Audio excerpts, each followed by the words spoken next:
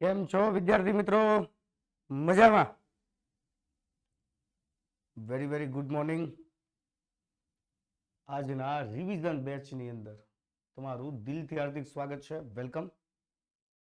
આજે આપણે ચેપ્ટર 10 ની અંદર અને ધોરણ 10 ના પણ રિવિઝન બેચનું આપણે આ પહેલો લેક્ચર લઈએ, પાર્ટ 1 લઈએ છીએ. તો ચાલો વિદ્યાર્થી મિત્રો, આજનો દિવસ બહુ ખાસ છે વિદ્યાર્થી મિત્રો, બહુ સ્પેશિયલ છે.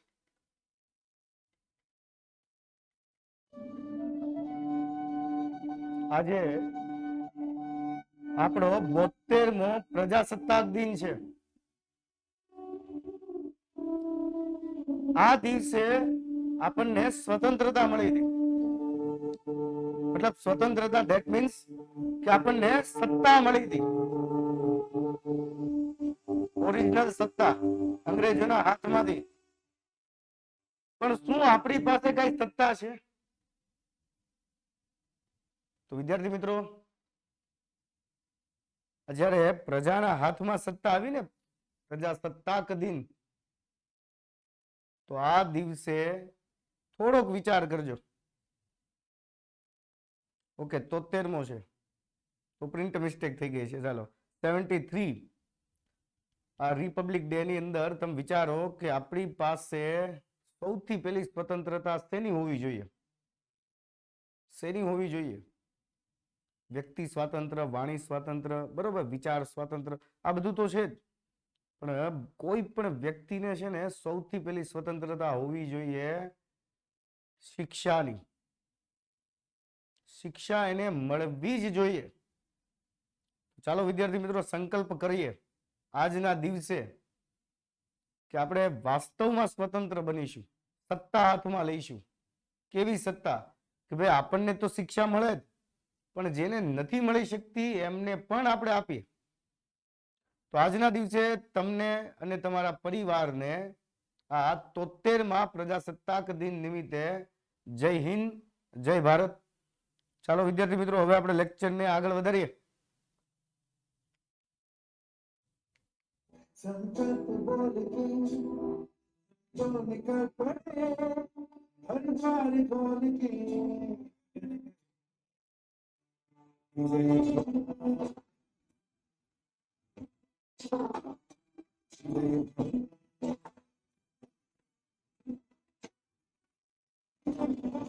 પ્રકરણ 10 છે ભાઈ દોસ્ત, પ્રકરણ 11 નથી.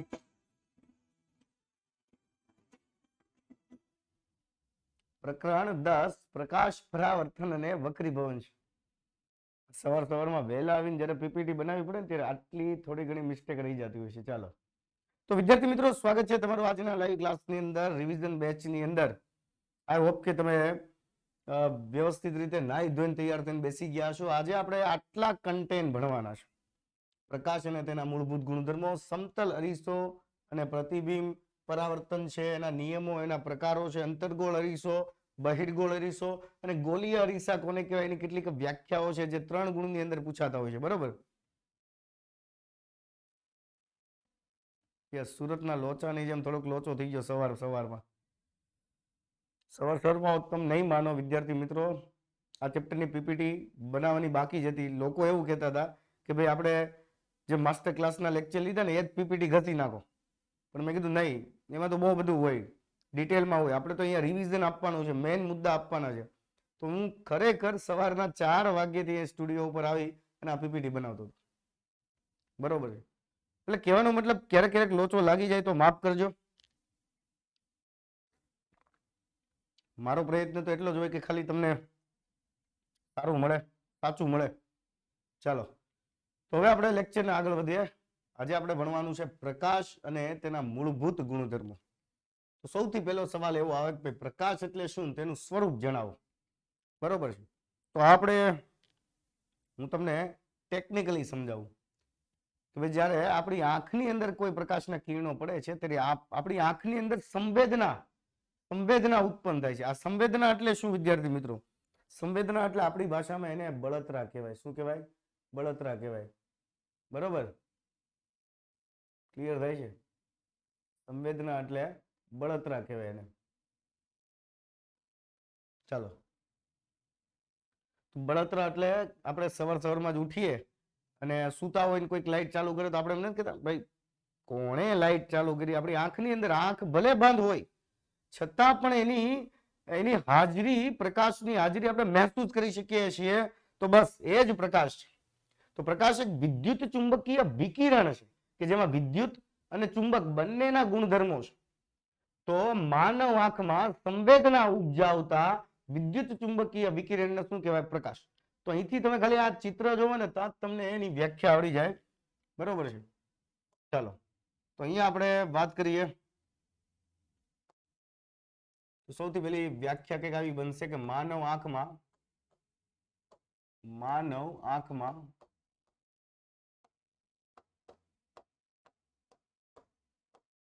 સંવેદના ઉપજાવતા વિદ્યુત ચુંબકીય વિકિરણને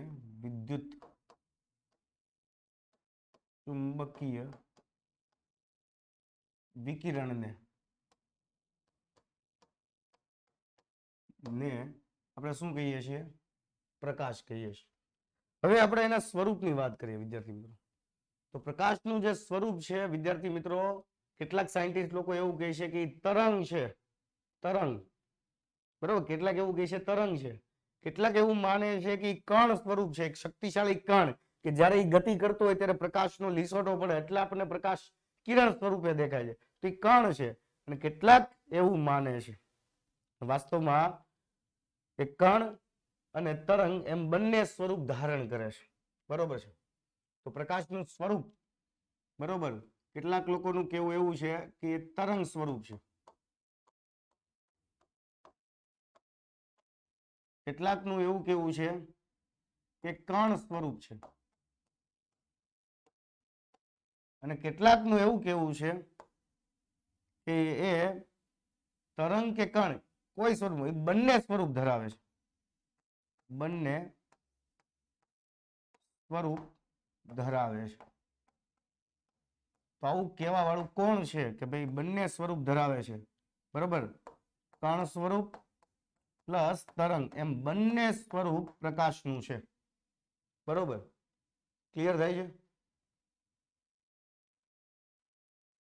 ચાલો, કોઈ વાંધો નહીં. તો આવું તમને કહેવા વાળું કોઈ નહીં, પણ વિજ્ઞાનની એક શાખા છે જેને કહેવાય આધુનિક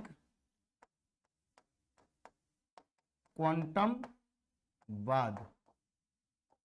આધુનિક ક્વોન્ટમવાદ મુજબ પ્રકાશ છે એ કણ અને તરંગ એમ બંને સ્વરૂપ ધરાવે છે. તો આ ખાસ યાદ રાખજો. આ કદાચ ખાલી જગ્યામાં કે કોઈ પણ જગ્યાએ પૂછે, તમને એમ પૂછે કે પ્રકાશ તરંગ સ્વરૂપ ધરાવે છે, તો ત્યારે એમ કહેવાનું ખોટું કે તરંગ સ્વરૂપ ખાલી એકલું નથી. તો તમને કોઈ એમ પૂછે કણ સ્વરૂપ ધરાવે છે તો પણ કહેવાનું ખોટું, પણ એ બંને સ્વરૂપ ધરાવે છે. પણ હા, વ્યવહારની અંદર જ્યારે તમને તરંગ સ્વરૂપ એનું દેખાય ને ત્યારે કણ નહીં દેખાય, જ્યારે કણ દેખાય છે ત્યારે તરંગ નહીં દેખાય. બરોબર? તો ઘણા બધા કિસ્સાઓ તમે ધોરણ 11 અને 12 સાયન્સની અંદર જ્યારે પ્રકાશ વિશે, કિરણ પ્રકાશ શાસ્ત્ર અને તરંગ પ્રકાશ શાસ્ત્ર ભણશો ને ત્યારે આ બધું ડિટેલમાં આવશે. આને ઓપ્ટિક્સ કહેવાય. બરોબર, વિજ્ઞાનની આ એક શાખા. હવે વસ્તુ શાથી દેખાય છે આપણને? તો વસ્તુ દેખાવા પાછળના કારણો અહીંયા તમને ચિત્ર જેવું કહે છે. કિરણો તમારી આંખમાં જવા જોઈએ તો તમને સામેની વસ્તુ દેખાય. તો કિરણો કઈ રીતે તમારી આંખમાં જાય? કઈ ઘટના દ્વારા? તો અહીંયા એક જ ઘટના બનવી જોઈએ, પરાવર્તન. બરોબર, પરાવર્તન પામીને પ્રકાશના કિરણો જ્યારે તમારી આંખમાં જાય છે ત્યારે તમારી આંખમાં પ્રતિબિંબ રચાય છે. અને પ્રતિબિંબ આંખમાં કઈ રીતે રચાય છે એ આપણે ચેપ્ટર 11 માં જોઈ ગયા. બરોબર, પ્રકાશના કિરણો કોઈ વસ્તુ ઉપર પડે છે, પરાવર્તન પામીને આપણી આંખમાં દાખલ થાય છે અને આંખ દ્વારા એ પ્રતિબિંબ રચાય છે ત્યારે આપણે જોઈ શકીએ છીએ. તો પરાવર્તનની ઘટના દ્વારા જ આપણે વસ્તુને જોઈ શકીએ છીએ. ચાલો, હવે એના કેટલાક મૂળભૂત ગુણધર્મો છે વિદ્યાર્થી મિત્રો. આ મોસ્ટ આઈએમપી થિયરી છે. આ 3 ગુણની અંદર પૂછાય, આમાંથી કેટલીક વસ્તુ ખાલી જગ્યામાં પણ પૂછાઈ શકે. ચાલો, એમાં તમને મેં અહીંયા બતાવેલું છે કે ભાઈ પ્રકાશ છે એ વિદ્યુત ચુંબકીય વિકિરણ છે. પ્રકાશ કેવું છે? તો ભાઈ વિદ્યુત ચુંબકીય વિકિરણ છે જેમાં વિદ્યુત અને ચુંબક બંનેના ગુણધર્મ છે. પ્લસ એ બિન યાંત્રિક તરંગ છે. બિન યાંત્રિક તરંગ એટલે કે એને પ્રસરણ માટે કોઈ માધ્યમની જરૂર પડતી નથી અને એનો જે ઝડપ છે શૂન્યાવકાશમાં એની ઝડપ 3 ગુણ્યા 10⁸ મીટર પ્રતિ સેકન્ડ છે. બરોબર. ઘણી વાર આ જ વસ્તુ તમને જો આવી રીતે પૂછે, બરોબર, 3 લાખ કિલોમીટર પ્રતિ સેકન્ડ, તો આ સાચું છે ખોટું? તો આ પણ સાચું છે, કારણ કે 3 લાખ એટલે 10 ની કેટલી ઘાત થઈ ગઈ? 5 ઘાત. બરોબર. 6, 7 અને 8 એ 3 મીંડા કાઢી નાખો એટલે મીટરનું શું થઈ જાય? કિલોમીટર થઈ જાય. તો આ પણ સાચું છે, 3 લાખ કિલોમીટર પ્રતિ સેકન્ડ. આવી રીતના પૂછે તો મૂંઝાઈ નહીં જવાનું. ચાલો, ત્યારબાદ ઘટ માધ્યમની અંદર પ્રકાશનો વેગ છે ને એ ઓછો થઈ જાય, બરોબર, અને પાતળું માધ્યમ હોય તો એમાં વેગ વધી જાય છે. અને બીજું કે દ્રશ્ય પ્રકાશની જે તરંગ લંબાઈ છે, તરંગ લંબાઈનો વિસ્તાર, વિદ્યાર્થી મિત્રો, આમાંથી પણ ઘણી રીતે સવાલ પૂછાઈ શકે, જે 4 ગુણ્યા 10⁻7 મીટર થી લઈને 8 ગુણ્યા 10⁻9 4 ગુણ્યા 10⁻7 મીટર થી લઈને 8 ગુણ્યા 10⁻7 મીટરના ક્રમનું હોય છે. પણ આમાંથી પણ ઘણી બધી અલગ અલગ રીતે તમને પૂછાઈ શકે, બરોબર છે. અલગ અલગ કઈ? દાખલા તરીકે જો આ માપક્રમ તમને આવી રીતના પૂછે, બરોબર, 400 nm થી લઈને 800 nm, આમ પૂછે તો પણ સાચું. અહીંયા nm એટલે શું? નેનોમીટર. શું થાય? નેનોમીટર. બરોબર છે. તો 400 નેનો, જો આ માપક્રમ મીટર થી લઈને નેનોમીટર માં ફરી જાય ને તો એ 4 ની જગ્યાએ શું થઈ જાય? 400 ને 8 ની જગ્યાએ શું થઈ જાય? 800. અને ઘણી વાર વિદ્યાર્થી મિત્રો, ઘણી વાર આવી રીતે પણ પૂછાઈ જાય. એટલે આ બધા મુદ્દાઓને ખાસ ધ્યાન આપજો. 4000 હવે એંગસ્ટ્રોમ માં આવી ગયું. એંગસ્ટ્રોમ થી લઈને 8000 એંગસ્ટ્રોમ. તો આ પણ સાચું છે. નેનોમીટર માં પૂછે તો સાચું છે. આ એંગસ્ટ્રોમ છે. એંગસ્ટ્રોમ એટલે 10⁻10 મીટર, બરોબર. અને નેનોમીટર પૂછે તો 10⁻9 મીટર થાય, બરોબર છે. માઇક્રોમીટરમાં નહીં પૂછે દોસ્ત, કારણ કે અહીંથી તમારે ઘટાડવું પડે. 6 થવું તો 0.4 માઇક્રોમીટર થી લઈને 0.8 માઇક્રોમીટર થાય, બરોબર છે. ચાલો, પ્રકાશ સુરેખ પથ પર ગતિ કરે તો પ્રકાશના સુરેખાથને એટલે કે સુરેખ પથને શું કહેવાય? કિરણ કહેવાય. કિરણ. બરોબર. તો મૂંઝાઈ નહીં જતા. ક્યારેક તમે વિકિરણ શબ્દ સાંભળો, બરોબર, ક્યારેક તમે કિરણ શબ્દ સાંભળો, તો આ બંને એક જ છે, બરોબર. ઘરમાં કેમ તમને લાલો કહેતા હોય, મુનો કહેતા હોય, અને બહાર તમારું કંઈક દોસ્તારમાં બીજું નામ હોય, ઓરિજિનલ નામે અલગ હોય, તો આ બધું એવું જ છે, બરોબર. પ્રકાશને કણ કહે તોય મૂંઝાવાનું નહીં, તરંગ કહે તોય મૂંઝાવાનું નહીં, વિકિરણ કહે તોય મૂંઝાવાનું નહીં, કિરણ કહે તો મૂંઝાવાનું નહીં, બરોબર. આ બધું એક જ છે. તો પ્રકાશના કિરણોના જથ્થાને કિરણ પુંજ કહેવાય. કિરણ એને બીમ પણ કહેવાય, બીમ રેઝ. અને બીજી બે એના મૂળભૂત ગુણધર્મો છે. એક છે પરાવર્તન, બરોબર છે, અને બીજું છે વક્રીભવન. આ બંનેની અંદર ટૂંકમાં યાદ રાખવાનું. પરાવર્તન એટલે પ્રકાશના કિરણો કોઈ પણ જગ્યાએથી અથડાઈને પાછા ફરે, આ ઘટના પરાવર્તન. ને વક્રીભવન એટલે વાંકા વળે, અથડાઈને નહીં પણ વાંકા વળે, એક માધ્યમમાંથી બીજા માધ્યમમાં જાય, પણ એ બંને માધ્યમ કેવા હોવા જોઈએ? જુદી જુદી ઘનતા વાળા. એટલે એક ઘટ માધ્યમ હોવું જોઈએ ને એક પાતળું માધ્યમ હોવું જોઈએ, અને પ્રકાશનું કિરણ ત્રાસું હોવું જોઈએ. આટલા નિયમોનું પાલન થાય તો પ્રકાશનું કિરણ એના માર્ગથી વળી જાય છે, વાંકું વળી જાય છે, બરોબર છે. એને વક્રીભવન કહેવાય. તો આટલા એના મૂળભૂત ગુણધર્મો છે વિદ્યાર્થી મિત્રો. ચાલો, ક્લિયર થાય છે? ઓકે, હવે આપણે ભણવાનું છે પરાવર્તન કોને કહેવાય, એના નિયમો અને એના પ્રકારોની. ચાલો, પરાવર્તન વિશે આપણે ભણી લઈએ. પરાવર્તન, અને પરાવર્તનથી જ વિદ્યાર્થી મિત્રો તમને દરેક વસ્તુ દેખાય, બરોબર છે. ચાલો, વક્રીભવનથી પણ દેખાય, પણ વક્રીભવન દર વખતે દર કન્ડિશનની અંદર તમને વસ્તુ જોવા માટે, વસ્તુનું પ્રતિબિંબ જોવા માટે જરૂરી નથી. ક્લિયર થાય છે? આગળ વાત કરીએ. ચાલો, પ્રકાશનું પરાવર્તન એટલે શું? કદાચ આઈ હોપ કે આ તમને દેખાતું હશે. મેં પહેલેથી સવારમાં લખ્યું છે, ચાલો, છતાં પણ હું અહીંયા સમજાવી દઉં. જ્યારે આ ચિત્ર જો એટલે ખબર પડી જાય જ્યારે પ્રકાશના કિરણો એક લીસી સમતલ અને અપારદર્શક સપાટી કે કિરણો આરપાર નો નીકળતા હોય એવી સપાટી ઉપર પડે તો અથડાઈને કિરણો પાછા ફરે છે. તમને અહીંયા ચિત્રમાં દેખાય છે અથડાઈને કિરણો ક્યાં જાય છે? પાછા ફરે છે. તો આ જ્યારે પ્રકાશના કિરણો અથડાઈને પાછા ફરે છે તો આ ઘટનાને શું કહેવાય? પ્રકાશનું પરાવર્તન કહેવાય. અને પરાવર્તન માટે યાદ રાખજો કે સપાટી લીસી હોવી જોઈએ, સમતલ હોવી જોઈએ અને ખાસ કરીને અપારદર્શક સપાટી હોવી જોઈએ. જો પારદર્શક સપાટી હશે તો થોડા ઘણા માઇનોર કિરણોનું જ પરાવર્તન થાય, બાકી બધા આરપાર નીકળી જાય. અને બીજી વસ્તુ કે પરાવર્તન જ્યારે જ્યારે પણ થાય ત્યારે દાખલા તરીકે હું તમને અહીંયા બતાવું કે માનો કે કોઈક રફ સપાટી છે અથવા તો લીસી સપાટી છે, કોઈ પણ સપાટી માટે પરાવર્તન થઈ શકે, પણ પરાવર્તન થવા માટે સપાટી અપારદર્શક હોવી જોઈએ. અને આના ઉપર ધારો કે એક પ્રકાશનું કિરણ આપાત થાય છે. ચલો આ પ્રકાશનું એક કિરણ આપાત થયું તો કેટલીક વાત અહીંયા કરી દઉં, બરોબર છે. અને અહીંયા સપાટીને એક હું લંબ દોરું છું. ચાલો સપાટીને દોરેલો એક લંબ છે અને આને કહેવાય આપાત બિંદુ, બરોબર છે. અને એથી કિરણ અથડાઈને માનો કે પાછું ફરે છે. ચલો આ છે આપણું આપાત કિરણ, આ છે આપણું પરાવર્તિત કિરણ, આ છે સપાટીને દોરેલ લંબ.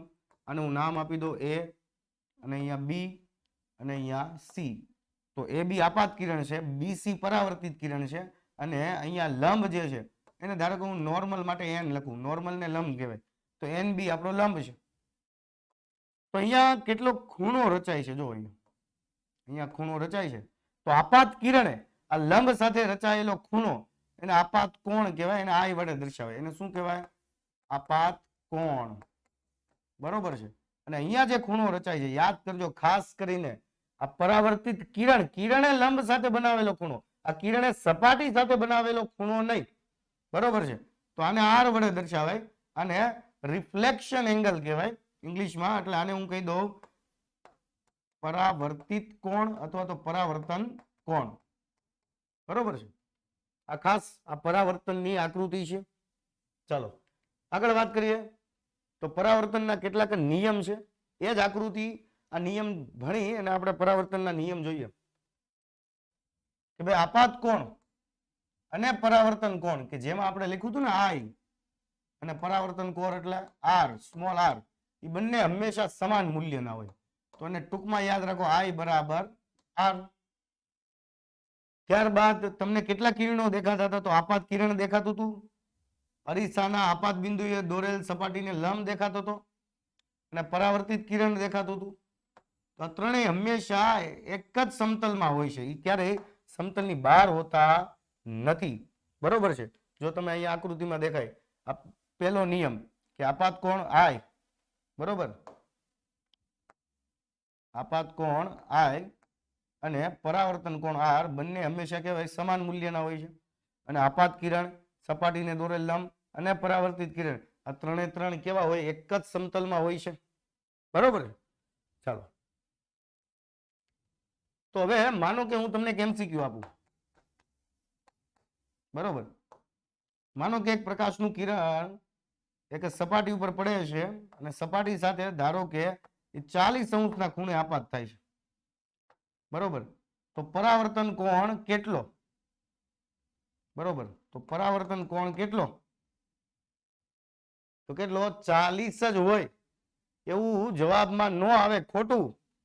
અહીંયા મેં ખૂણો બનાવ્યો સપાટી સાથે છે, જો તમે સપાટી સાથે આ લંબ છે તો આપાત કિરણ લંબ સાથે જે ખૂણો બનાવે ને એને આપાત કોણ કહેવાય. તો અહીંયા આપાત કોણ કેટલો થાય? આ આખો કેટલો હોય? 90. તો 90 માંથી 40 બાદ કરો કેટલા આવે? 50. તો આ 50 હોય તો આ 50 થાય, તો જવાબ 50 આવશે, 40 નહીં આવે. એટલે આકૃતિમાં જોવો, એટલે મેં તમને કીધું હતું કે ભાઈ ખૂણો છે ને કિરણ અને લંબ વચ્ચેનો ગણવાનો છે, નહીં કે સપાટી વચ્ચેનો. ક્લિયર થાય છે? ચાલો હવે એવી રીતે નિયમિત અને અનિયમિત પરાવર્તન. નિયમિત પરાવર્તન યાદ રાખજો વિદ્યાર્થી મિત્રો કે જ્યારે સપાટી કેવી હોય? એકદમ લીસી હોય, બરોબર છે. સપાટી કેવી હોય? લીસી હોય, બરોબર, ત્યારે બધા જ કિરણો એક ચોક્કસ દિશામાં પરાવર્તન પામે, ચોક્કસ દિશામાં પરાવર્તન પામે, બરોબર, એનો ફેલાવો થતો નથી. તો આવું પરાવર્તન કેવું હોય? નિયમિત. અને ટૂંકમાં યાદ રાખો કે જે નિયમિત ન હોય ને, જે પરાવર્તન નિયમિત ન હોય, આ ધોરણ 7-8 ની અંદર આવી વ્યાખ્યા હતી કે જે પરાવર્તન નિયમિત ન હોય તો એ પરાવર્તન કેવું હોય? અનિયમિત જ હોય, બરોબર. તો અહીંયા સપાટી લીસી છે, બરોબર, અને પ્લસ બીજો શબ્દ આવો જોઈએ, લીસી પ્લસ સમતલ હોવી જોઈએ. લીસી અને સમતલ સપાટીમાં પ્રકાશના કિરણો આપાત કરો એટલે પરાવર્તન પામી ચોક્કસ દિશામાં જાય તો એ નિયમિત છે. જ્યારે અહીંયા ખરબચડી સપાટી હોય, અને ખરબચડી સપાટી હોય તો તમારે એ અસમતલ જ હોય, એવું જરૂરી નથી કે સમતલ હોવી જોઈએ. તો ખરબચડી સપાટી પર જે પરાવર્તન થાય એ અનિયમિત પરાવર્તન જ હોય, બરોબર છે. તો એ ખાસ મુદ્દા કયા યાદ રાખવાના કે સમતલ અથવા લીસી સપાટી પર જ્યારે પ્રકાશનું કિરણ આપાત થાય છે, આપાત થાય પ્રકાશનું કિરણ, ત્યારે પરાવર્તિત પ્રકાશનું જે કિરણ પુંજ છે એ ચોક્કસ દિશામાં જ, અને એકબીજાને કેવું રહે છે? સમાંતર. ચોક્કસ દિશામાં રહે પ્લસ કેવું રહે છે? સમાંતર. આટલા શબ્દો યાદ રાખી લેવાના. તો આવા પરાવર્તનને કેવું કહેવાય? નિયમિત પરાવર્તન. ફોર એક્ઝામ્પલ, સમતલ અરીસા દ્વારા થતું પરાવર્તન નિયમિત છે. જ્યારે એનું ઉલટું લખો, અહીંયા લીસી ને સમતલ સપાટી હતી તો અહીંયા કેવી સપાટી આવે છે? ખરબચડી સપાટી.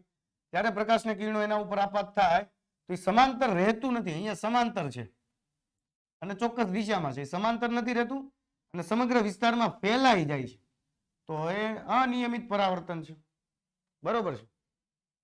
આડા આવડું વહી જાય. ચાલો, જેમ કે પુસ્તક ઉપરથી થતું પરાવર્તન, ટેબલ ઉપરથી થતું પરાવર્તન, ખુરશી ઉપરથી થતું પરાવર્તન, બહુ બધું. અને આપણે આપણી આસપાસના પદાર્થો પરથી થતું પરાવર્તન અનિયમિત પ્રકારનું છે. તો તમને કોઈ પૂછે કે તમે દરેક વસ્તુને જોઈ શકો છો તો કયું પરાવર્તન જવાબદાર છે? તો દરેક વસ્તુને જોવા પાછળ, દરેક વસ્તુ આપણને દેખાય છે એની પાછળ જવાબદાર કયું હોય છે? અનિયમિત પરાવર્તન જ જવાબદાર હોય. નિયમિત પરાવર્તનથી દેખાય નહીં. આપણે દરેક વસ્તુને જોઈ શકીએ અનિયમિત પરાવર્તનથી. ચાલો, તો તમને અહીંયા કમ્પ્લીટલી દેખાય છે. જો અહીંયા પ્રકાશના કિરણો આવે છે, આને કિરણપુંજ કહેવાય. એક નથી, કિરણોનું બંડલ છે કિરણપુંજ. એ લીસી એટલે કે સ્મૂધ સરફેસ ઉપર અથડાય અને ચોક્કસ દિશામાં ને એકબીજાને જો સમાંતર જ રહે છે તો આ નિયમિત છે. જ્યારે અહીંયા જો ખરબચડી સપાટી છે, રફ સરફેસ, અને એના ઉપર પણ સેમ અહીંયા જે પ્રકાશનું કિરણ આપાત કર્યું એ ભુજ આપાત કર્યું, કિરણપુંજ આપાત કર્યું, તો એક કિરણ આમ જાય છે, એક કિરણ આમ જાય છે, તો એક કિરણ આમ જાય છે, એ સમગ્ર વિસ્તારમાં ફેલાઈ જાય છે, તો અનિયમિત પરાવર્તન છે. ચાલો, હવે આપણે સમતલ અરીસો અને પ્રતિબિંબની ચર્ચા કરીશું. સમતલ અરીસો એટલે કે જેમે તમે તમારો મસ્ત ખૂબસૂરત ચહેરો જોવો છો ને, બરોબર, આપણા ઘરે જે કાચ છે જેની અંદર આપણે તૈયાર થતા હોય ને, તો એ સમતલ અરીસો, એને ફ્લેટ મિરર કહેવાય, બરોબર. હા, પતી જાય દોસ્ત. ચાલો, તો સમતલ અરીસા થી મળતા પ્રતિબિંબની વિશેષતા લખો. પહેલા તો તમને કોઈ એમ પૂછે ને કે સમતલ અરીસો કોને કહેવાય? તમને પહેલા કોઈ પૂછે કે ભાઈ સમતલ અરીસો કોને કહેવાય, તો આપણે કહેવાનું કે કોઈ એવી લીસી સપાટી, કોઈ એવી લીસી સપાટી કે જેના ઉપર પ્રકાશના કિરણો આપાત કરવામાં આવે, એક એવી લીસી અને સમતલ સપાટી, બરોબર, લીસી પ્લસ એવી સમતલ સપાટી કે જેના ઉપર પ્રકાશના કિરણો આપાત કરવામાં આવે તો એ પ્રકાશના કિરણોનું તો એ 100% શું કરતો હોય છે? પરાવર્તન કરે ને, તો એને સમતલ અરીસો કહેવાય. 100% પ્રકાશના કિરણોનું પરાવર્તન જ કરે તો એ સમતલ અરીસો છે. હવે સમતલ અરીસા દ્વારા મળતા પ્રતિબિંબની વિશેષતાઓ તો તમે જોઈ શકો છો. આ વ્યક્તિ ઉભો છે, એનું પ્રતિબિંબ અરીસામાં દેખાય છે, તો વ્યક્તિનું અહીંયા ચત્તુ પ્રતિબિંબ દેખાય છે, તો એ આભાસી પ્રતિબિંબ હોય. તો પહેલી લાક્ષણિકતા એ છે કે સમતલ અરીસા દ્વારા મળતું પ્રતિબિંબ કેવું હોય છે? હંમેશા આભાસી હોય, અને આભાસી પ્રતિબિંબ હંમેશા ચત્તુ હોય. બીજી લાક્ષણિકતા કે વ્યક્તિની જે ઊંચાઈ હશે ને, વ્યક્તિની જેટલી ઊંચાઈ હશે એટલી જ તમને પ્રતિબિંબની અંદર ઊંચાઈ દેખાશે. બરોબર? તો અહીંયા વસ્તુની ઊંચાઈ જે છે એને હું h વડે દર્શાવું છું, બરાબર પ્રતિબિંબની ઊંચાઈ, પ્રતિબિંબની ઊંચાઈ એને હું h ડેશ વડે દર્શાવું છું. તો આ હંમેશા h પ્રતિબિંબની ઊંચાઈ અને વસ્તુની ઊંચાઈ હંમેશા કેવી આવે? સમાન જ આવે.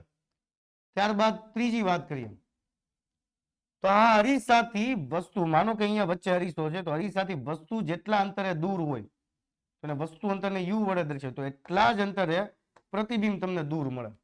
બરોબર? તો અહીંયા વસ્તુ અંતર u અને પ્રતિબિંબ અંતર v અરીસાથી સમાન અંતરે મળે. અરીસાથી સમાન અંતરે મળે. બરોબર? અરીસાથી જેટલા અંતરે વસ્તુ મૂકી હોય એટલા જ અંતરે અરીસાથી પ્રતિબિંબ દૂર મળે. બરોબર? આભાસી મળતું હોય ને તો હંમેશા એ અરીસાની પાછળ મળતું એમ કહેવાય. અને ચોથી વસ્તુ તમને મળશે કે ભાઈ પાર્શ્વીય વ્યુત્ક્રમિત પ્રતિબિંબ મળે. પાર્શ્વીય વ્યુત્ક્રમિત એટલે કે ભાઈ વસ્તુ છે, અહીંયા પ્રતિબિંબ છે, તો વસ્તુની જમણી બાજુ તમને પ્રતિબિંબમાં ડાબી બાજુ તરીકે દેખાશે અને વસ્તુની ડાબી બાજુ તમને પ્રતિબિંબમાં જમણી બાજુ તરીકે દેખાય. એટલે કે પ્રતિબિંબ ઉલટાયેલું મળે. પ્રતિબિંબ કેવું મળે? ઉલટાયેલું મળે. તો આને કહેવાય પાર્શ્વીય વ્યુત્ક્રમણ. આ ઘટનાને ક્લિયર થાય છે? ચાલો, સમતલ અરીસો આપણે કમ્પ્લીટ કર્યો. હવે આપણે વાત કરીએ ગોલીય અરીસાની. બરોબર? ગોલીય અરીસા કે તમે ઘણી જગ્યાએ આવા અરીસા જોયા હશે કે જેમાં તમને દૂરનું પ્રતિબિંબ તમે જોઈ શકતા હોય, તો આ ગોલીય અરીસાઓ છે. બરોબર? તો ગોલીય અરીસાની વાત કરીએ. ચાલો, તો ગોલીય અરીસા એટલે શું, તેના પ્રકાર સમજાવો. એક મિનિટ. ઓકે, તો ગોલીય અરીસા એટલે કે એવા અરીસા કે જેની પરાવર્તક સપાટી કેવી હોય? પરાવર્તક સપાટી કેવી હોય? ગોલીય હોય અથવા તો વક્રાકાર હોય. પરાવર્તક સપાટી જો સમતલ હોય તો એ સમતલ અરીસા, પણ જેની પરાવર્તક સપાટી ગોલીય હોય, વક્રાકાર હોય, એવા અરીસાઓને શું કહેવાય? ગોલીય અરીસા કહેવાય. બરોબર? તો એમાં આપણે બે પ્રકાર જોઈ ગયા. અંતર્ગોળ અરીસો. અંતર્ગોળ એટલે પરાવર્તક સપાટી, આ મુદ્દાને યાદ રાખવાનો, અંદરની તરફ વળેલી હોય. અંદરની તરફ વળેલી હોય તો આવા અરીસાને શું કહેવાય? અંતર્ગોળ અરીસો. બરોબર ને? બહિર્ગોળ અરીસો કોને કહેવાય? તો પરાવર્તક સપાટી બહારની તરફ વળેલી હોય. બરોબર? મેન મુદ્દો આ છે. બહારની તરફ વળેલી હોય તો બહિર્ગોળ, અંદરની તરફ વળેલી હોય તો અંતર્ગોળ. બરોબર છે? ચાલો, તો અહીંયા હું તમને આકૃતિ બતાવી દઉં કે ધારો કે અંતર્ગોળ અરીસો છે ને એ આવી રીતના હોય. આ સપાટી અંદરની તરફ છે, પરાવર્તક સપાટી અંદરની તરફ હશે અને અહીંયા જે છે ને એ રંગકામ કરેલું હોય. તો પરાવર્તક સપાટી ક્યાં છે? અંદરની તરફ વળેલી છે. આની પરાવર્તક સપાટી અંદર છે, પરાવર્તક સપાટી અંદર છે. તો આવો અરીસો કયો કહેવાય? અંતર્ગોળ કહેવાય. કયો કહેવાય? અંતર્ગોળ કહેવાય. બરોબર છે? જ્યારે ધારો કે આપણે એમ વાત કરીએ તો આ બહારની તરફ હોય અને રંગ અંદર લગાવેલો હોય. ક્યાં લગાવેલો હોય? અંદરની તરફ. તો આની પરાવર્તક સપાટી બહારથી ઉપસેલી છે. બરોબર? આની પરાવર્તક સપાટી જે છે એ બહારની તરફ ઉપસેલી દેખાય છે. પરાવર્તક સપાટી બહારની તરફ ઉપસેલી દેખાય તો આને કહેવાય બહિર્ગોળ અરીસો છે. અરીસો. અરીસામાં યાદ રાખજો કે એક બાજુ સપાટી કેવી હોય? અપારદર્શક હોય. આ બાજુની સપાટી કેવી છે? અપારદર્શક હોય ને, અને બીજી બાજુની સપાટી પરાવર્તક સપાટી હોય. અહીંયા પણ કેવી છે? અપારદર્શક સપાટી છે. તો જ આ અરીસા તરીકે કામ કરી શકે.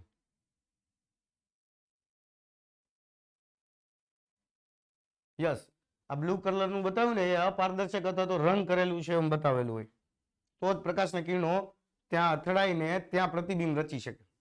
ચાલો, ક્લિયર? કેટલાક મુદ્દાઓ, કેટલાક શબ્દો જ યાદ રાખવાના છે. થિયરી તો આપમેળે તમને આવડી જશે. તો જો અહીંયા અંતર્ગોળ અરીસો બતાવેલો છે અને આ બાજુ બહિર્ગોળ અરીસો બતાવેલો છે. બરોબર, મિસ્ટેક મને ખ્યાલ નહીં રહી ગયો યાર. બરોબર, ચાલો ક્લિયર થાય છે. તો આવો અંતર્ગોળ અને બહિર્ગોળ અરીસો તમે ચમચીની અંદર પણ જોઈ શકો. આમાંથી પણ કેટલાક એમસીક્યુ નીકળી શકે. તો આ પોર્શન એમસીક્યુ માટે છે કે ભાઈ ચમચીનો અંદરનો ભાગ ચલો અંદરની સપાટી પરાવર્તક થઈ ને, તો એ અંદરનો ભાગ કયો હોય? તો ચમચીનો અંદરનો ભાગ હોય ને, તો અંદર ઉપરથી યાદ રાખવાનું કયા કોના તરીકે વર્તે? અંતર્ગોળ તરીકે વર્તે. બરોબર છે. અને બહારનો ઉપસેલો ભાગ, ચમચીનો બહારનો ઉપસેલો ભાગ હોય,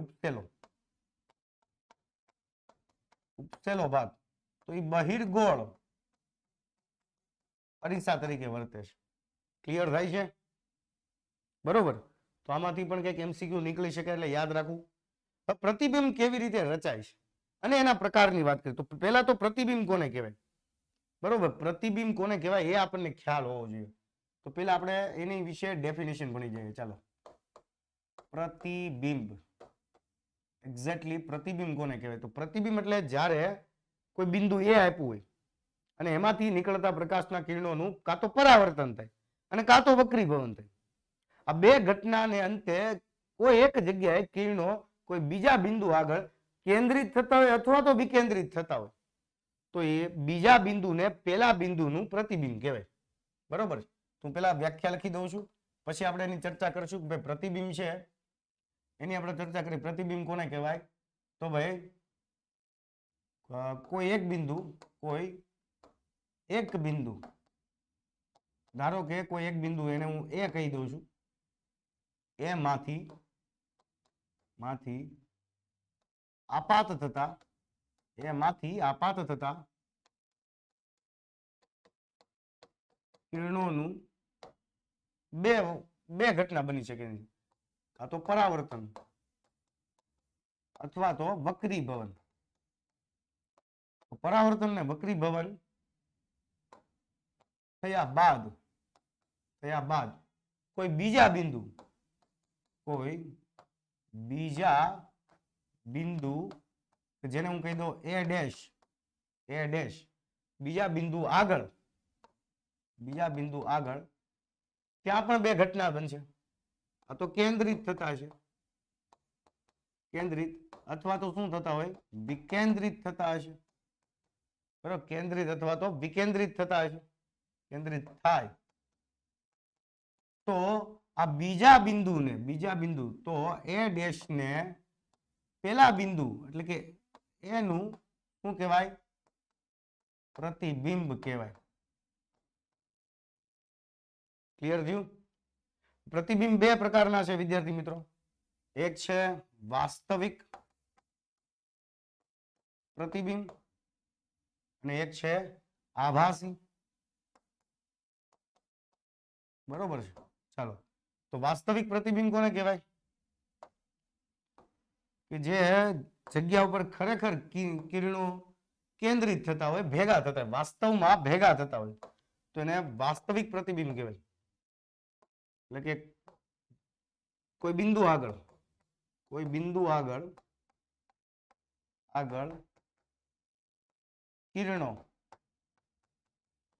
ખરેખર, ટેકોલોજી નહીં, ખરેખર કેન્દ્રિત થતા હોય અને પ્રતિબિંબ મળતું હોય, તો એ પ્રતિબિંબ કેવું હોય? વાસ્તવિક હોય. અને કોઈ બિંદુ આગળ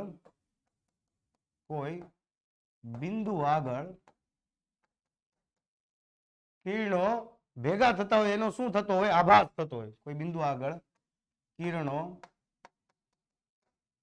ભેગા થતા હોય, અથવા ભેગા એટલે કે કેન્દ્રિત થતા કિરણો, સોરી આપણે સાયન્ટિફિક લેંગ્વેજ લખવી પડશે. કિરણો કેન્દ્રિત થતા હોય તેવો શું થતો હોય? આભાસ થતો હોય. આવી કલ્પના થતી હોય. આભાસ એટલે શું કહેવાય? કલ્પના કહેવાય. આપણને એવી કલ્પના થતી હોય કે ત્યાં ભેગા થાય છે, તો એ આભાસી પ્રતિબિંબ છે. અને બીજી વસ્તુ કે વાસ્તવિક પ્રતિબિંબ છે ને હંમેશા ઉલટું હોય છે. કેવું હોય છે? ઉલટું હોય છે. ત્યારે આભાસી પ્રતિબિંબ હંમેશા કેવું હોય છે? ચત્તું હોય છે. બીજી વાત કરીએ તો વાસ્તવિક પ્રતિબિંબ છે ને એને પડદા ઉપર ઝીલી શકાય. પડદા પર ઝીલી શકાય. બરોબર છે. દાખલા તરીકે ફોર એક્ઝામ્પલ પ્રોજેક્ટર. પ્રોજેક્ટરમાંથી આવતા કિરણો અને પડદા ઉપર ઝીલી શકો છો ને, તો તમને પડદા ઉપર પ્રતિબિંબ રચે તમે જોઈ શકો છો. આભાસી પ્રતિબિંબ છે ને પડદા પર ઝીલી ન શકાય. પડદા પર ઝીલી શકાતું નથી. ફોર એક્ઝામ્પલ સમતલ અરીસા દ્વારા રચાતું પ્રતિબિંબ. સમતલ અરીસા દ્વારા રચાતું પ્રતિબિંબ. અને આની અંદર કેટલીક વસ્તુ યાદ રાખજો જે એમસીક્યુ ની અંદર તમને પૂછવામાં જરૂરી છે. એમસીક્યુ ની અંદર આજે છેલ્લો મુદ્દો લખું છું, એમસીક્યુ ની અંદર કામમાં આવશે. વાસ્તવિક પ્રતિબિંબ એક જ અરીસામાં મળે. વાસ્તવિક પ્રતિબિંબ છે ને એ એક જ અરીસામાં મળે, અંતર્ગોળમાં. બરોબર. જ્યારે તમને આભાસી પ્રતિબિંબ છે ને, આભાસી પ્રતિબિંબ હંમેશા પૂછે કે હંમેશા તો એ સમતલમાં મળે, બહિર્ગોળમાં, બંનેમાં હંમેશા બધા જ પ્રતિબિંબ આભાસી હોય.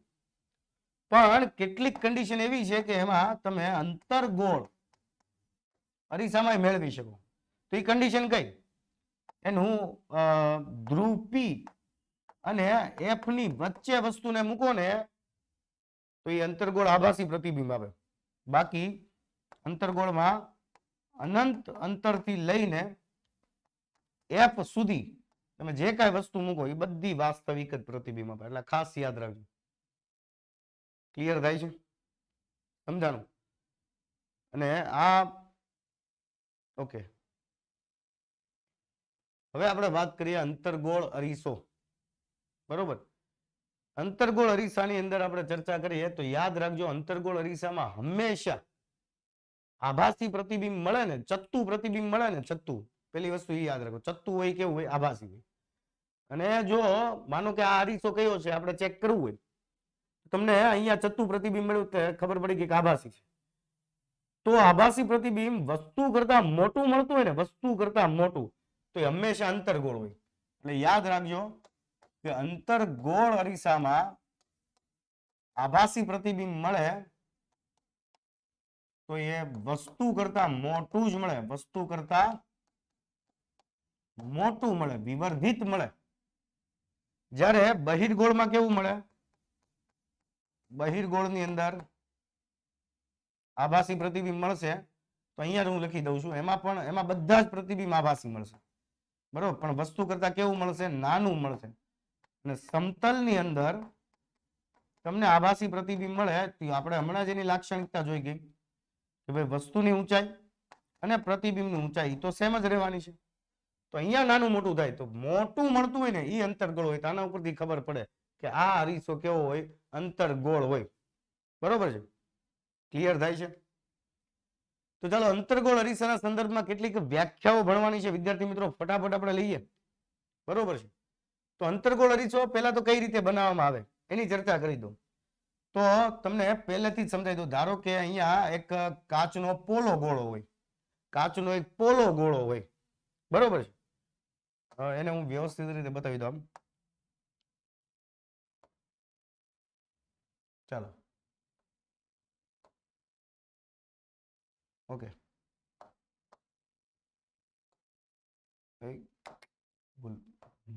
એક તો મોડું થતું હોય,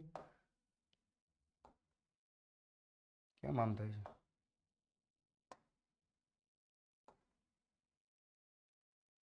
ચાલો, આ એક કાચનો પોલો ગોળો છે. બરોબર છે? અને પોલા ગોળાને માનો કે કોઈ એક જગ્યાએથી કાપી લેવામાં આવે. ધારો કે કાપી લીધો આમ, તો આટલો વક્ર ભાગ મળ્યો. હવે કાચનો પોલો ગોળો, કાચ હોય ને તો આરપાર કિરણો નીકળતા હોય. તો તમારે શું કરવું પડે? તમારે એને અપારદર્શક કરવો પડે. અને ધારો કે એની બહારની સપાટી તમે રંગીન કરી નાખી. બરોબર? બહારની સપાટી ઉપર તમે ચાંદીનું પડ લગાવી દીધું. યાદ રાખજો કે અહીંયા અપારદર્શક કરવા માટે ચાંદીનું પડ લગાડવું પડે, બરોબર. તો આ ચાંદીનું પડ લગાડી દીધું એટલે હવે બહારની સપાટી અપારદર્શક થઈ ગઈ અને અંદરની સપાટી કેવી થઈ ગઈ? પરાવર્તક થઈ ગઈ, બરોબર. તો અંદરની સપાટી પરાવર્તક હોય તો એને કહેવાય અંતર્ગોળ અરીસો. હવે અંતર્ગોળ અરીસાના આપણને આ બે બિંદુ મળ્યા. કેટલા બિંદુ મળ્યા? એની પરાવર્તક સપાટી છે ને એના આપણને બે બિંદુ મળ્યા, જેને હું એમ અને એમ ડેશ કહી દઉં અથવા એન અથવા એન ડેશ કહી દો. તો આ વ્યાસાંત બિંદુ કહેવાય. પરાવર્તક સપાટી ના છેડાના બે બિંદુઓને, બરોબર, ધારના બે બિંદુઓને શું કહેવાય? વ્યાસાંત બિંદુ. એને કહેવાય દર્પણ મુખ. દર્પણ મુખ, બરોબર. તમે એને એમ એમ ડેશ વડે પણ દર્શાવી શકો અથવા તો એન એન ડેશ વડે પણ દર્શાવી શકો. ડઝન્ટ મેટર, એનાથી કોઈ ફરક પડતો નથી, બરોબર. દર્પણ મુખ કોણ છે? તો પરાવર્તક સપાટીના વ્યાસાંત બિંદુઓ છે, બરોબર. એટલે ટૂંકમાં યાદ રાખજો. હવે પરાવર્તક સપાટીનું મધ્ય બિંદુ, પરાવર્તક સપાટીનું મધ્ય બિંદુ કે જેને ધ્રુવ કહેવાય. શું કહેવાય? ધ્રુવ. ઇંગ્લિશમાં એને પોલ કહેવાય, બરોબર. તો મધ્ય બિંદુની વાત કરું, ધ્રુવ કોને કહેવાય? તો પરાવર્તક સપાટી છે એનું મધ્ય બિંદુ, બરોબર. એ મધ્ય બિંદુને શું કહેવાય? ધ્રુવ પી કહેવાય. એને પી વડે દર્શાવાય. ક્લિયર થયું? અને હવે માનો કે આ ગોળો જેમાંથી બનેલો છે, આ ગોળો એક પોલા કાચમાંથી બન્યો હતો ને, તો આ ગોળો જે આ અરીસો જે પોલા ગોળાનો ભાગ છે, આ અરીસો જે પોલા ગોળાનો ભાગ છે એ ગોળાના કેન્દ્રને વક્રતા કેન્દ્ર સી કહેવાય, બરોબર. વક્રતા કેન્દ્ર સી કહેવાય, સેન્ટર કહેવાય. શું કહેવાય? સેન્ટર. કેન્દ્ર એટલે સેન્ટર, બરોબર. તો અહીંયા હું વક્રતા કેન્દ્ર, ગુજરાતીમાં વક્રતા કેન્દ્ર કહેવાય એને, જેને સી વડે દર્શાવાય, જે એવું બતાવે છે કે અરીસો જે પોલા ગોળામાંથી બનેલો છે, પોલા ગોળામાંથી બનેલ છે. અરે યાર,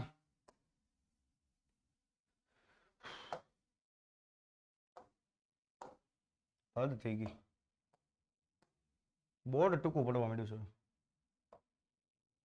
જે પોલા ગોળામાંથી બનેલ છે એ પોલા ગોળાના કેન્દ્રને શું કહેવાય? વક્રતા કેન્દ્ર કહેવાય. યાદ રાખજો, વક્રતા કેન્દ્ર છે ને એ અરીસાનો ભાગ નથી, એ અરીસાથી બહાર હોય. એ અરીસાનો, તમને કોઈ પૂછે કયું બિંદુ અરીસાનો ભાગ નથી, તો આ સી, બરોબર છે. અને બીજું પણ એક બિંદુ આવશે એફ. હવે સી અને પી માંથી પસાર થતી એક કાલ્પનિક રેખા, આ સી અને પી માંથી પસાર થતી એક કાલ્પનિક રેખા, બરોબર. હું અહીંયા લખી દઉં છું. આ એક કાલ્પનિક રેખા છે અને કાલ્પનિક રેખાને કહેવાય મુખ્ય અક્ષ, બરોબર છે. અને ત્યારબાદ આપણે વાત કરીએ તો હવે આ મુખ્ય અક્ષને સમાંતર કિરણો છે ને, હંમેશા યાદ રાખજો કે ભાઈ આ એટલી વસ્તુ અહીંયા લખી દઉં છું. અનંત અંતરેથી પ્રકાશના કિરણો આવતા હોય ને તો હંમેશા કેવા હોય? મુખ્ય અક્ષને સમાંતર હોય, બરોબર. તો માનો કે મુખ્ય અક્ષને સમાંતર હું બે કિરણો લઈ લઉં છું, એક કિરણ આ, બીજું કિરણ આ. તો ઈ જો આ અંતર્ગોળ અરીસો હશે તો કેન્દ્રિત થશે અને બહિર્ગોળ અરીસો હશે તો વિકેન્દ્રિત થશે. તો અહીંયા તમને કોઈ બીજું બિંદુ મળે કે જ્યાં પ્રકાશના કિરણો, બરોબર, કેન્દ્રિત અથવા તો વિકેન્દ્રિત થતા હોય. તો મુખ્ય અક્ષને સમાંતર પ્રકાશના કિરણો કોઈ બિંદુ આગળ કેન્દ્રિત થતા હોય અથવા તો શું થતા હોય? વિકેન્દ્રિત થતા હોય. તો એ બિંદુને આપણે મુખ્ય કેન્દ્ર નામ આપ્યું, મુખ્ય કેન્દ્ર, બરોબર. મુખ્ય કેન્દ્રને કેપિટલ એફ વડે દર્શાવે, ફોકલ પોઈન્ટ કહેવાય, એફ વડે. ત્યારબાદ આપણી પાસે બે અંતર છે, અંતરની ચર્ચા કરી લઈએ, બરોબર. ધ્રુવ પી થી લઈને આ સી સુધીનું જે અંતર છે, બરોબર, પી થી લઈને સી સુધીનું અંતર, જેને શું કહેવાય? વક્રતા ત્રિજ્યા કહેવાય, જેને રેડિયસ આર વડે દર્શાવાય, બરોબર. તમે પણ મારી સાથે બોલતા જજો એટલે તમને આઈડિયા આવતું જાય કારણ કે રિવિઝનની અંદર તમે મનમાં જેટલું બોલતા જશો ને એટલો ફાયદો થાય. ચાલો તો ફટાફટ તમે મને એ જણાવો કે પી અને એફ વચ્ચેનું જે અંતર છે આને શું કહેવાય? આને શું કહેવાય? કેન્દ્ર લંબાઈ કહેવાય દોસ્ત. અને કેન્દ્ર લંબાઈને સ્મોલ એફ વડે દર્શાવાય. સ્મોલ એફ વડે દર્શાવાય. તો આ આર અને સ્મોલ એફ વચ્ચેનું એક સંબંધ દર્શાવતું સૂત્ર છે કે ભાઈ વક્રતા સોરી કેન્દ્ર લંબાઈ સ્મોલ એફ એ વક્રતા ત્રિજ્યાનું કેવું હોય છે? અડધું હોય. બરોબર છે? વક્રતા ત્રિજ્યાનું કેવું હોય? અડધું હોય. અડધું મૂલ્ય. ક્લિયર થાય છે? હા, ઘણી વાર તમે આવું પણ લખી શકો કે ભાઈ આર બરાબર 2f. તો આમાંથી પણ કેટલાક એમસીક્યુ તમને સોલ્વ થઈ શકે. બરોબર? તમને એમ પૂછે કે 60 સેન્ટીમીટર નો વ્યાસ વાળો એક કાચનો ગોળો છે. ચાલો આમાંથી હું એક એમસીક્યુ તમને આપતો જાઉં છું. 60 સેન્ટીમીટર વ્યાસ વાળો કાચનો ગોળો હોય, કાચનો ગોળો, અને ગોળાને કાપીને એમાંથી અંતરગોળ અરીસો બનાવવામાં આવે, અંતરગોળ અરીસો બનાવવામાં આવે તો એની વક્રતા ત્રિજ્યા કેટલી થાય? તો કેટલી થાય? યસ 30 30 30 30 30. પણ 30 જવાબ ખોટો છે, 15 થાય. કારણ કે આ વ્યાસ છે. આ વ્યાસનું અડધું કરો એટલે ત્રિજ્યા મળે. તો એ ત્રિજ્યા કોણ? વક્રતા ત્રિજ્યા. એટલે 60 નું અડધું 30 અને એનું અડધું કરો, એનું અડધું કરો તો કેન્દ્ર લંબાઈ 15 સેન્ટીમીટર મળે. જવાબ શું આવશે? 15 સેન્ટીમીટર. ક્લિયર થાય છે ભાઈ?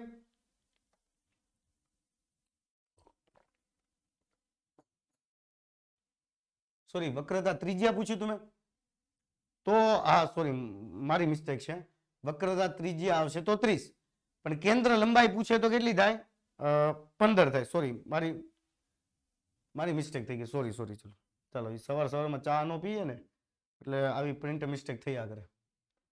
તો આ બધી જ વ્યાખ્યાઓ છે જે હમણાં તમને સમજાવી એ બધી અહીંયા છે. તો ખાસ આ બધી વ્યાખ્યાઓ તમે છે ને એકવાર વાંચજો. કારણ કે આની અંદર છે ને જે મુદ્દાઓ આપેલા છે, દાખલા તરીકે જો તમને અહીંયા એવું પણ પૂછે કે ભાઈ વક્રતા કેન્દ્ર અરીસાનો ભાગ નથી તો કયું બિંદુ અરીસાનું ભાગ નહીં હોય? વક્રતા કેન્દ્ર. બરોબર? ત્યારે તમને મુખ્ય કેન્દ્ર નહીં આપેલું હોય અને તમને એમ પૂછે કે ભાઈ બહિર્ગોળ અરીસાનું વક્રતા કેન્દ્ર ક્યાં આવે? તો અરીસાની પાછળ આવે. અંતર્ગોળમાં ક્યાં આવે? તો આગળ આવે. અરીસાની સામે આવે. તો કેટલાક મહત્વના મુદ્દાઓ પણ મેં આમાં આપી દીધા છે. તો એકવાર આ થિયરી વાંચજો. બરોબર છે? ચાલો, એવી જ રીતે મુખ્ય કેન્દ્ર છે, કેન્દ્ર લંબાઈ, દર્પણ મુખ કોને કહેવાય?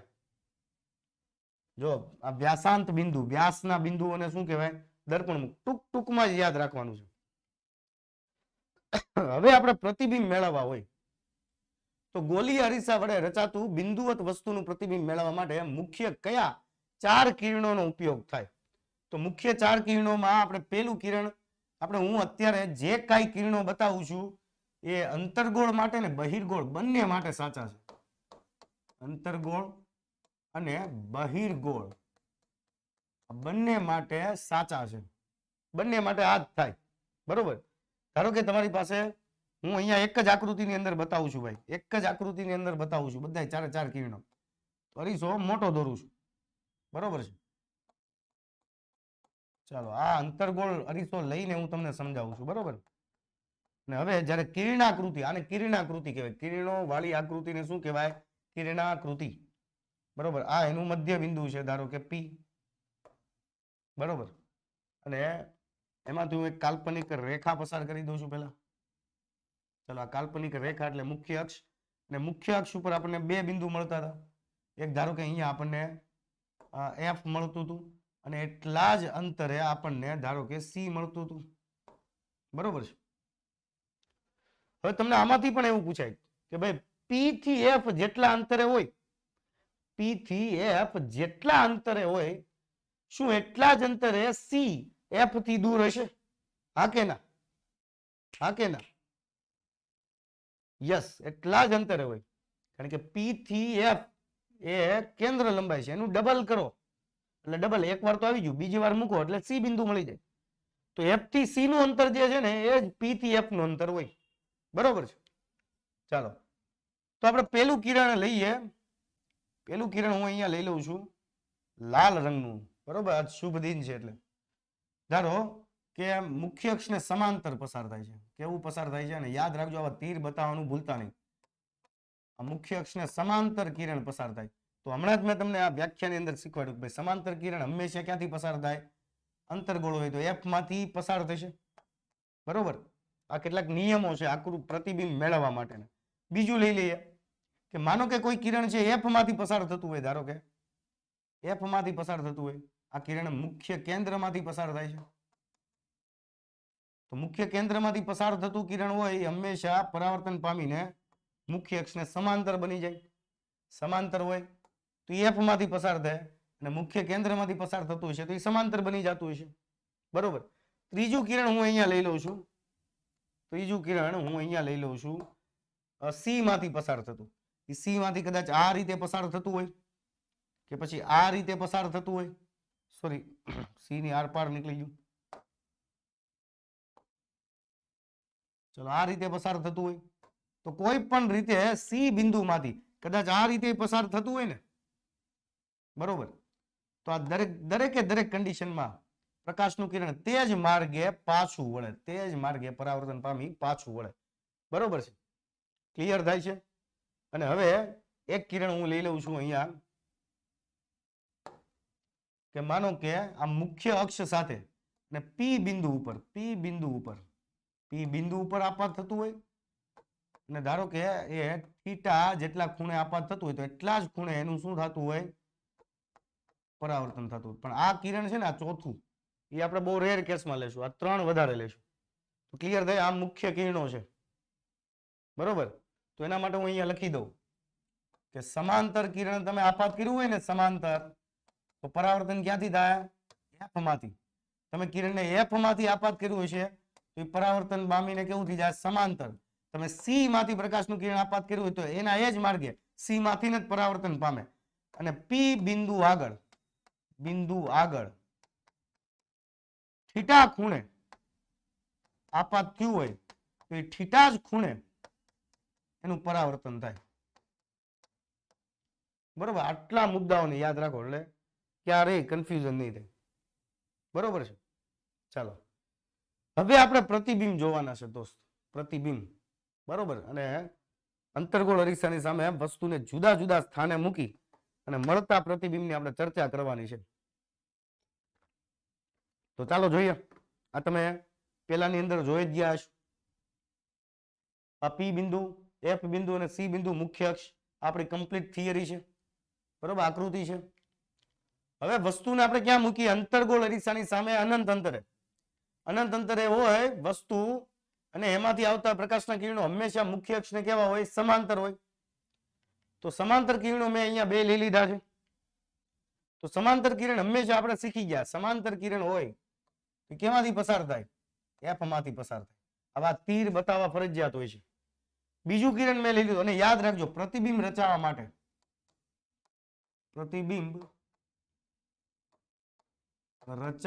માટે ઓછામાં ઓછા 2 કિરણોની જરૂર પડે. 2 કિરણોની જરૂર પડે. 2 કિરણો હોય તો જ તમને પ્રતિબિંબ મળે. તો પેલું કિરણ લીધું. બીજું કિરણ લઈ લઈએ તો એ પણ મુખ્ય અક્ષને સમાંતર છે, એ પણ અનંત અંતરે આવે. તો બંને ક્યાં ભેગા થશે? એફ ઉપર. તો જ્યાં કિરણો ભેગા થાય ને, યાદ રાખજો, કિરણો જ્યાં કેન્દ્રિત થાય અથવા શું થાય? વિકેન્દ્રિત થાય, એ બિંદુ આગળ પ્રતિબિંબ રચાય. બરોબર છે? તો અહીંયા મુખ્ય અક્ષ ઉપર પ્રતિબિંબ રચાણું છે એફ બિંદુ આગળ. તો આપણી પાસે 3 સવાલના જવાબ છે. બરોબર. પ્રતિબિંબનું સ્થાન ક્યાં? તો એફ પર. બરોબર. પ્રતિબિંબનો પ્રકાર કેવો? તો કિરણો ખરેખર ભેગા થાય છે. બરોબર. તો વાસ્તવિક. અને વાસ્તવિક હંમેશા કેવું હોય? ઉલટું હોય. અને પ્રતિબિંબનું પરિમાણ કેવું છે? તો પરિમાણ એટલે એનું કદ, એની સાઈઝ. બરોબર. તો આની કરતા ખૂબ નાનું છે એટલે બિંદુવત કહેવાય. ચલો, આઈડિયા આવે છે ને બધો? યસ. તમે મારી સાથે રિપીટ કરતા જાજો. ચાલો, હવે આપણે વસ્તુને લીધું વક્રતા કેન્દ્ર સી થી થોડેક દૂર. આ સી છે ને, એનાથી થોડેક દૂર મૂક્યું જો. બરોબર. તો તો આ વસ્તુ છે આપણી, અને વસ્તુમાંથી નીકળતા બે કિરણો લઈએ. એક લીધું આપણે ફરીથી સમાંતર, તો સમાંતર તમને ખબર જ હોવું જોઈએ ક્યાંથી પસાર થાય, એફ માંથી. અને બીજું કિરણ લીધું સી માંથી, તો સી માંથી પરાવર્તન પામતું હોય, નિયમ જોઈ ગયા, સી માંથી ને પાછું જાય. તો આ બંને કિરણો જ્યાં ભેગા થાય ત્યાં આપણને પ્રતિબિંબ મળે. તો પ્રતિબિંબ અહીંયા મળ્યું સી અને એફ ની વચ્ચે. બરોબર, તો સી અને એફ ની વચ્ચે પ્રતિબિંબ મળે છે. પ્રતિબિંબનો પ્રકાર પણ કેવો છે? વાસ્તવિક. બરોબર, વાસ્તવિક પ્લસ ઉલટો. અને પ્રતિબિંબનું પરિમાણ કેવું છે? તો વસ્તુની સાપેક્ષે કેવું છે? નાનું છે. અત્યારે વસ્તુ કરતા કેવું મળે છે? નાનું.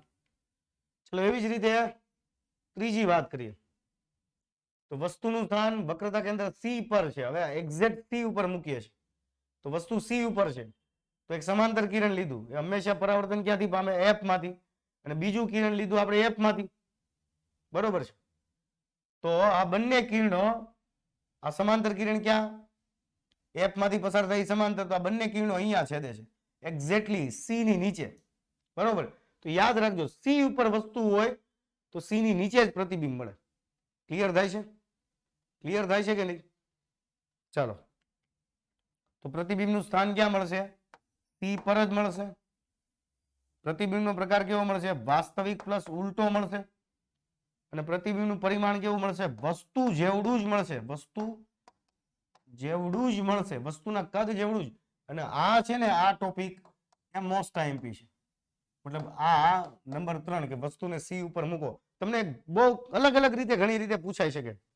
બરોબર, દાખલા તરીકે એવી રીતે પૂછાય કે ભાઈ એક વસ્તુને હું કોઈ એક અરીસાની સામે મૂકું છું અને એનું પ્રતિબિંબ એના કદ જેવડું જ મળે છે, તો આ દર્શાવતી કિરણાકૃતિ દોરો. તો તમને ખ્યાલ હોવો જોઈએ કે વસ્તુના કદ જેવડું પ્રતિબિંબ વસ્તુને સી ઉપર મૂકો ને તો જ મળે. ક્લિયર થાય છે? સમજાય છે? તો આ માત્ર ને માત્ર અંતર્ગોળ અરીસામાં જ થાય, બહિર્ગોળમાં નહીં થાય. કારણ કે બહિર્ગોળમાં બધા નાના જ પ્રતિબિંબ મળે છે, બધા આભાસી જ મળે છે. તો આની અંદર જ શક્ય છે. બરોબર છે? ક્લિયર થાય છે? સમજાય છે આખી વાત? ચાલો આગળ વાત કરીએ. એટલે સીધે સીધું દર વખતે આવું નહીં પૂછાય. હવે આપણે વાત કરીએ વસ્તુનું સ્થાન વક્રતા કેન્દ્ર સી અને એફ ની વચ્ચે મૂકીએ. તો ચાલો, વસ્તુને સી અને એફ ની વચ્ચે મૂક્યું, તો એક સમાંતર કિરણ લીધું. ચાલો હવે તો આઈડિયા આવો જોઈએ, સમાંતર ક્યાંથી પસાર થાય? બરોબર છે, એફ માંથી. બસ હવે થોડુંક જ છે દોસ્ત. બરોબર, અને આ બધું તમારા માટે થાય છે, મારા માટે નથી થતું. એફ માંથી હોય તો સમાંતર થઈ જશે. બંને કિરણો ક્યાં? તો એક વસ્તુ યાદ રાખજો, જો આ કિરણો મુખ્ય અક્ષની નીચે ભેગા થતા હોય ને, મુખ્ય અક્ષની નીચે, બરોબર છે, તો પ્રતિબિંબ હંમેશા ઉલટું જ મળે. અને ઉલટું હોય એટલે આના ઉપરથી ખબર પડે કે એ વાસ્તવિક જ હોય. પણ જો મુખ્ય અક્ષની ઉપર ભેગા થતા હોય ને, આ બે કિરણો પરાવર્તન પામી ઉપર ભેગા થતા હોય ને, તો પ્રતિબિંબ કેવું મળે? ચત્તું મળે. અને ચત્તું હંમેશા કેવું હોય? આભાસી હોય. તો આના ઉપરથી પ્રતિબિંબનો પ્રકાર ખબર પડે. ક્લિયર થાય છે? ચાલો, તો પ્રતિબિંબનું સ્થાન, પ્રતિબિંબનો પ્રકાર અને પ્રતિબિંબનું પરિમાણ આ તમારી જાતે લખી શકો? હવે લખી શકો કે નહીં? પ્રતિબિંબનું સ્થાન ક્યાં મળે છે? સી થી દૂર. પ્રતિબિંબનો પ્રકાર નીચે ભેગું થયું તો વાસ્તવિક અને ઉલટું. અને પ્રતિબિંબનું પરિમાણ વસ્તુ કરતા મોટું. આકૃતિ જોઈને જ ખબર પડી જાય. બરોબર છે? ત્યારબાદ હવે આપણે વાત કરીએ, તો હવે આપણે એફ ઉપર મૂકીએ વસ્તુને. ચલો, એફ ઉપર હોય ને એમાંથી સમાંતર કિરણો નીકળતા હોય તો એ તો એફ માંથી જ પસાર થશે. બરોબર છે? બીજું કિરણ લીધું છે આપણે પી બિંદુ ઉપર. જો રેર કેસની અંદર આ કિરણ લીધું, થીટા જેટલા એંગલે આપાત કર્યું, તો એ થીટા જેટલા એંગલે જ એનું શું થાય? પરાવર્તન થશે. અને આ બે કિરણો જ્યાં ભેગા થાય ત્યાં આપણને પ્રતિબિંબ મળે. તો પ્રતિબિંબ ધારો કે અહીંયા મળે છે. બરોબર છે? પ્રતિબિંબ અહીંયા મળે છે, વસ્તુ કરતા હવે ખૂબ મોટું મળ્યું. આ વિવર્ધિત કહેવાય. પેલું વિવર્ધિત નહોતું. વિવર્ધિત આને કહેવાય, વસ્તુ કરતા ખૂબ મોટું મળ્યું. બરોબર?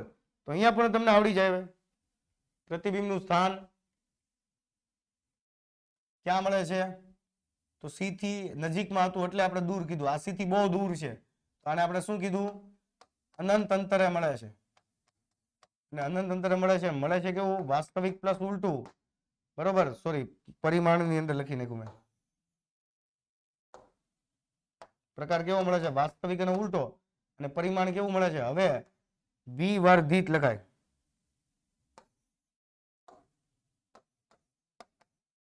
વિવર્ધિત હવે લખાય, બરોબર, વિવર્ધિત આવું આમ નો લખાય, વિવર્ધિત, ચાલો વિવર્ધિત, ક્લિયર થયું? ઓકે. અને હવે આ એફ અને પી ની વચ્ચે આ વેરી મોસ્ટ આઈએમપી છે, બરોબર, એફ અને પી ની વચ્ચે આ મોસ્ટ આઈએમપી છે. હવે વસ્તુને એફ અને પી ની વચ્ચે મૂકીએ છીએ, ચાલો. તો હવે એમાંથી કઈ રીતે પ્રતિબિંબ રચાશે એની ચર્ચા કરીએ, ચાલો. તો ધારો કે એક સમાંતર કિરણ લીધું આપણે, સમાંતર કિરણ જે પરાવર્તન પામીને ક્યાંથી પસાર થાય, એફ માંથી, પણ એ આટલે સુધી આવીને અટકી જશે, વચ્ચે કોણ છે, વસ્તુ છે, તો એ આમાંથી આરપાર નીકળશે નહીં. બીજું કિરણ મેં લીધું છે, બીજું કિરણ મેં લીધું છે સી માંથી પસાર થતું, બરોબર, સી માંથી પસાર થતું હોય, રીતે સી માંથી પસાર થતું હોય અને અહીંયા પરાવર્તન મતલબ જે દિશામાં જાય એ જ દિશામાં પાછું વળે. તો આ બંને કિરણો આગળની તરફ ભેગા નથી થતા, તો તમે એને પાછળની તરફ ભેગા કરો, પાછળની તરફ લંબાવો, અને જ્યાં પાછળની તરફ લંબાવતા હોય ત્યાં તમારે ડોટેડ લાઈનનો યુઝ કરવાનો, ડોટેડ લાઈન, બરોબર છે. આ બંને કિરણો આગળની તરફ ભેગા નહીં થાય તો તમે એને પાછળની તરફ ભેગા કરો, બરોબર છે.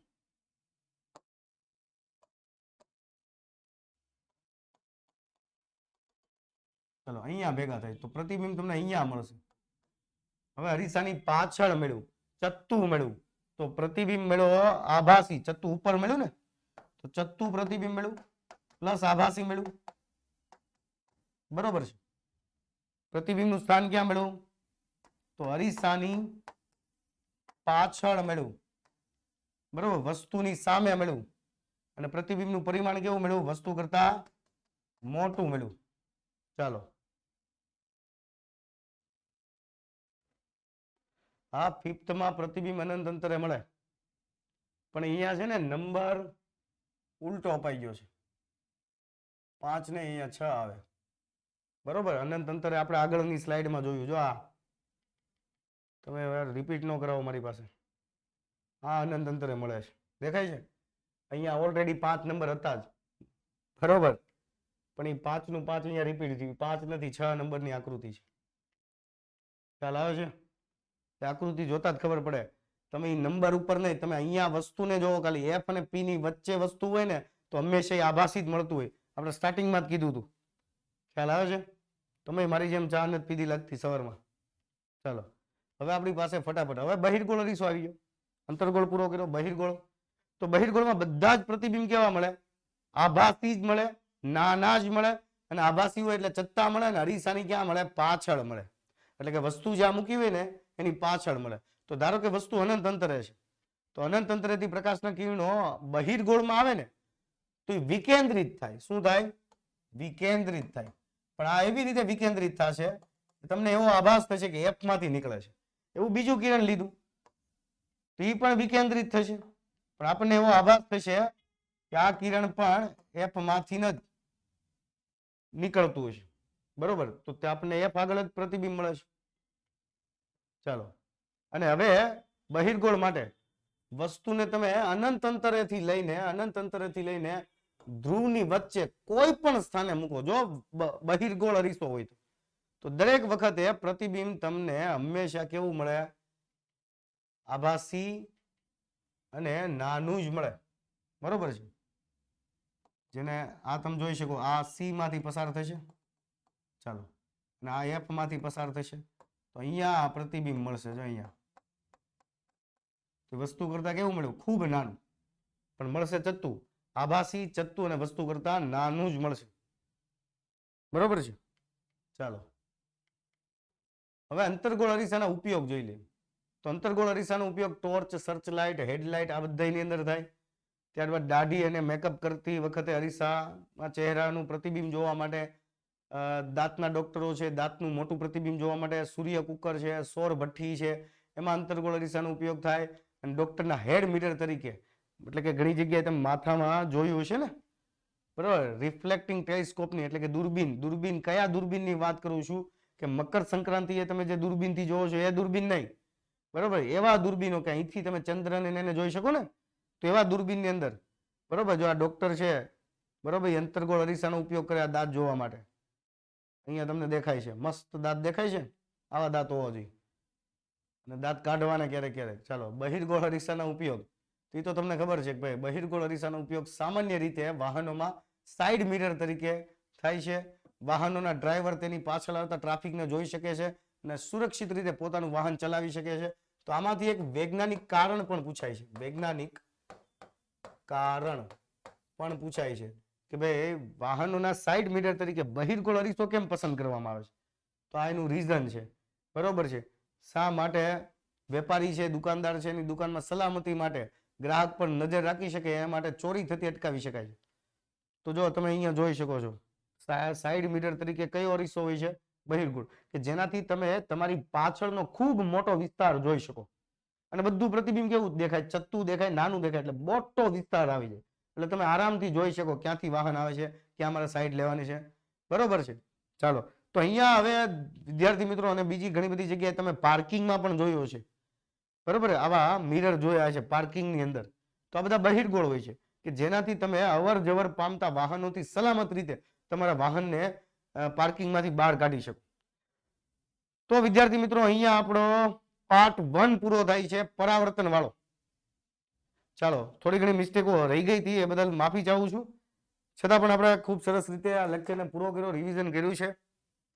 આવતા લેક્ચર હવે બીજા સેકન્ડ પાર્ટની અંદર આપણે લેન્સ વિશે ભણશું અને બીજી થોડીક આમાં થિયરી બાકી છે.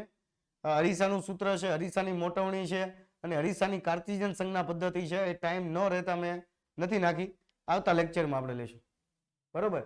તો સાંજે લેક્ચર છે કે નહીં એ તમને ગ્રુપની અંદર મેસેજ કરશે, એનાથી જાણ મળશે. બાકી આજે સાંજે તો 99% નહીં હોય. ચાલો, તો જય હિન્દ, જય ભારત, અસ્તુ.